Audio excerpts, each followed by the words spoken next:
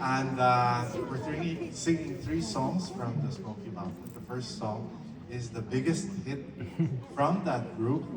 During that time, I thought well, that was the biggest hit I've ever written in my life. And then the second song is the grand prize winner in the Tokyo Music Festival. It won for this group, the Smoky Mountain. The grand prize. Grabe yung mga names sa mga nanalo na dati. Sila Lionel Richie, sila Gloria Estefan, Menudo, nanalo na sila dati ng Tokyo Music Festival. And the Smoky Mountain was the only Filipino group ever that ever won there. And the third song is not going to be a surprise, but I think that was the song that made me a national artist. Joke lang po.